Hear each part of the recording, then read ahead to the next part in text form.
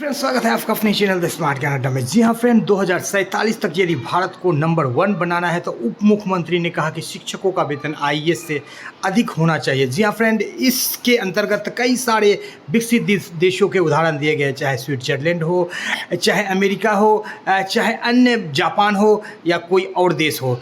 कई ऐसे देश हैं जहां पर कि शिक्षकों का वेतन आईएएस से ज़्यादा है और ऐसे देश विकसित देशों की श्रेणी में है।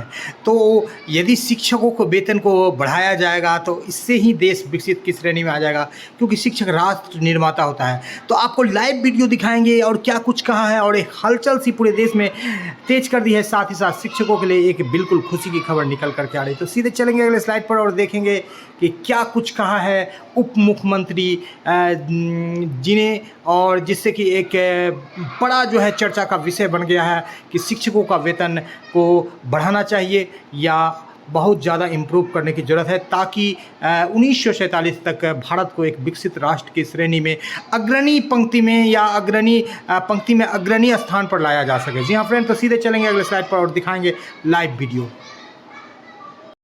आज जर्मनी में मैंने नोट किया था अभी कहीं से, एक टीचर की सालाना सैलरी एवरेज, उसमें ऊपर नीचे की क्लासेस भी होंगी, एक एवरेज फिगर मैं दे रहा हूं आपको।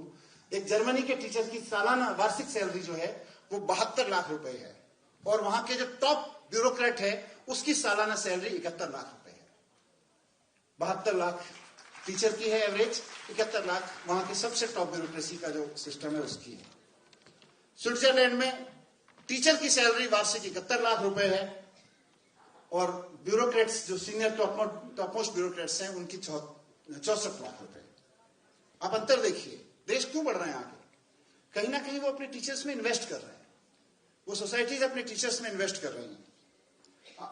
अमेरिका में, मैं कोई कंपैरिजन नहीं करूंगा, अमेरिका में एक टीचर की औसत सैलरी, वहां के टीचर की जो औसत सैलरी गिनी जाती है सारे फैक्टर्स को देखते हुए, वो करीब 46 लाख रुपए की, 46 लाख से 60 लाख रुपए गिनी जाती है। भारत में कितनी एवरेज? मुझे तो मिलती नहीं, आप ही बताइए। 12 से 15 लाख एवरेज है। कुछ तो करना पड़ेगा, है जी? टैक्स भी कट जाता है। नहीं, टैक्स सब मुझे नहीं पता ये फिगर्स में टैक्स है कि नहीं है। मुझे लगता है, मैं सही में दिल से बोल रहा हूं, किसी राजनीतिक उसमें नहीं, एक भारतीय होने के नाते बोल रहा हूं कि अगर हमें 2047 के भारत की नींव रखनी है और उसमें टीचर्स से हमें यह अपेक्षा करनी है कि आप 2047 के भारत का निर्माण आपके क्लासरूम से होगा, तो आज हमें यह निर्णय लेना पड़ेगा। आज लें, आज से 5 साल बाद लें, 6 साल बाद लें, 2 साल बाद लें, किसी समय पूरे देश को एक बहुत सोच समझ के निर्णय लेना पड़ेगा कि हमारे देश में भी टीचर्स की सैलरी सबसे ज्यादा, किसी भी अधिकारी से ज्यादा होनी चाहिए। यह हमें नियम बनाना पड़ेगा। मैं ये नहीं कह रहा कि टीचर्स को सबसे ज्यादा तनख्वाह दो और फिर जो सबसे ज्यादा सीनियर टीचर है उसको भारत का कैबिनेट सेक्रेटरी बना दो, नहीं, वो नहीं होगा। या डीएम बना दो। डीएम तो आईएएस को ही बनाना पड़ेगा। वो एक क्वालिफिकेशन लेके आते हैं, एक एक्सपीरियंस लेके आते हैं, खास तरह की नॉलेज लेके आते हैं, तो डीएम का काम तो एक आईएएस ही करेगा। लेकिन 5 साल में डीएम बन जाते हैं तारिक साहब, लगभग मराठी जी। तो 5 साल में एक आदमी डीएम बनता है, वो डीएम 5 साल वाला आईएएस ही बनेगा। लेकिन 5 साल के डीएम आईएएस की सैलरी और 5 साल के शिक्षा विभाग में काम कर रहे टीचर की सैलरी देखी जाए तो मेरी राय में 5 साल के टीचर की सैलरी ज्यादा होनी चाहिए एक आईएएस से। ये कैबिनेट सेक्रेटरी कितने साल में बनता है? 34 ईयर्स। लगभग 30 से 35 साल में भारत के जो सबसे ज्यादा सैलरीज पाने वाले सरकार में देखें तो अधिकारी होते हैं आईएएस, उनकी तनख्वाह 30-35 साल में कैबिनेट सेक्रेटरी बन जाते हैं वो, या सेक्रेटरीज बन जाते हैं। वो पीक होता है वहां पोजीशन का, तो वो पोजीशन तो वही लोग भरे क्योंकि आपने खड़ा किया है उनको आईएएस बना के। लेकिन भारत वो देश होना चाहिए जहां जब हमने कहा गया गुरु ब्रह्मा गुरु विष्णु, हम हर उसमें गाते हैं, या कबीर दास जी का वो दोहा सुनाते हैं तो वो दोहे तक सीमित रह गया। गुरु गोविंद दो खड़े काको लागू पाए, बलिहारी गुरु आपने गोविंद दियो बताए। लेकिन सैलरी में हम नहीं पूछते, बलिहारी गुरु आपने गोविंद दियो बताए, सैलरी हम किसी और को ज्यादा देंगे। मुझे लगता है वो नीति बदलनी पड़ेगी। आज भारत को इस नीति की जरूरत है, क्योंकि हम ही कर सकते हैं।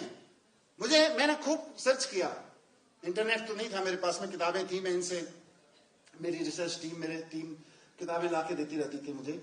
मैंने इनसे कहा दुनिया जान की किताबें लाओ इस विषयों पर, मैं पढ़ना चाहता हूं, समझना चाहता हूं।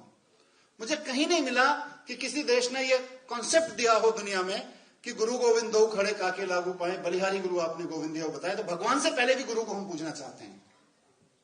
किसी दुनिया में किसी कॉन्सेप्ट नहीं है।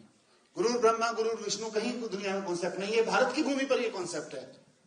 तो फिर भारत ही वो भूमि है जहां से ये मैसेज जाना चाहिए दुनिया को कि हम सिर्फ कहते नहीं है, हम सिर्फ मंच पे गाते नहीं है, हम करते भी हैं। और सैलरी में भी हमारा वो रिफ्लेक्ट होना चाहिए कि एक टीचर की सैलरी सबसे ज्यादा देश में होनी चाहिए। और उसका फायदा क्या होगा? मैं कोई ऐसा नहीं कि यहां एक पॉपुलिज्म बात कह के जाना चाहता हूं। उसका फायदा देखिए क्या होगा। आप लोग भी जब कॉलेज में पढ़ते थे, ये लोग भी जब कॉलेज में पढ़ते थे, उस वक्त one of the most attractive professions में आईएएस रहता है। उसमें एक कारण रहता है, उसमें सैलरीज बहुत होती हैं, उसमें पावर्स भी होती हैं, उसमें सैलरीज भी होती हैं, या सैलरीज वाले लोगों की डिपार्टमेंट की तरफ भागते हैं।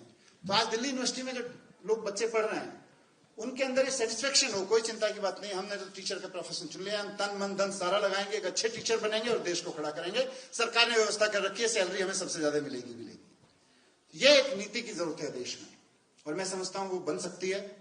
अब समय आ गया है वो नीति बनाने का।